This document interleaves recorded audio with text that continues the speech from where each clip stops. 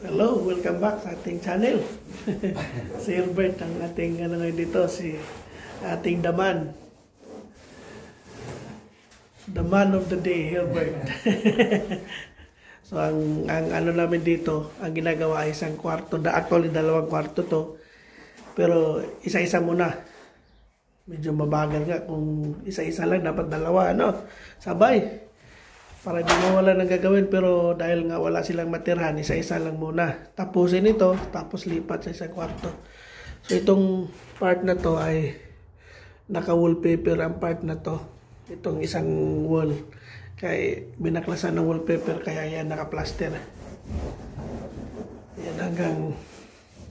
So ganito ang itsura niyan, ang wall. Nakita nyo na burog-burog. So kailangan plasteran yan. So ito ang proseso namin pag kami nagpipintura sa isang kwarto sa loob ng bahay. So ang ginagawa ni Herbert ngayon, yan yung tinatanggalan niya yung mga dumi ng, kasi nakikita niya guys, yung mga itim-itim na yan sa taas sa loob. Yan yung iti or dumi ng mga langaw.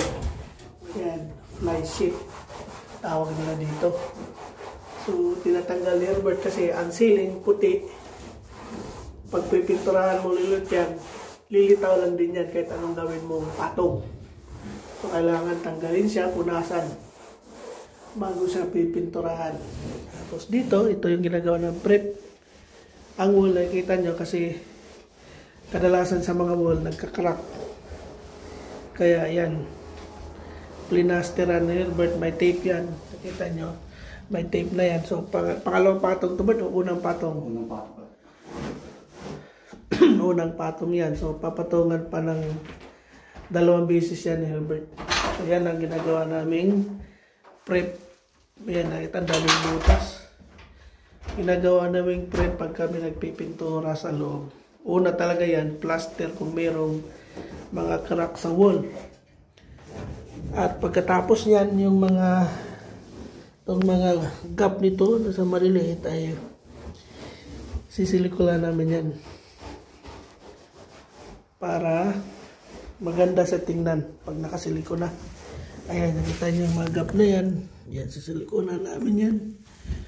Dito sa gilid, sisilikunan. Dito rin, silikunan. So, yan, inuuna namin yung pagtatakip ng mga butas-butas sa wall. So dito naman sa bintana, ayan, sinanding na namin itong mga ganito, pipiliran namin yan, itong mga gap na ito, tapos sisilikonan namin yung mga gap dyan, mga gap sisilikon ang gamit dyan. Ito mukhang ang ginamit nilang pintura noon na dyan sa bintana ay lotion. So normally ang gamit namin talaga niyan ay pinaka semi-gloss. O kaya maganda ang gloss, pero kadalasan sa nagamit namin semi-gloss. Tapos enamel para matigas siya. Matigas siya, hindi siya talagang madaling matuklap. So yan guys yung proseso. Si Herbert lang mag-isa ka. Ilang araw to, Bert? Mga 2 days po. 2 days, 3 days kasi nag-plaster ka eh. Mahirap to eh, no? 3 days ka dito. Tapos yung isa, walang plaster yun. So malamang yung isa, 2 days. Pintura lang ba? 2 days lang yun, no? Walang ganito ang isa nun. So ganito lang din ang size nun. So para 5 days lahat, Bert, no? Ako. Ayan, si Herbert busy siya. Magiging busy siya dito 1 linggo.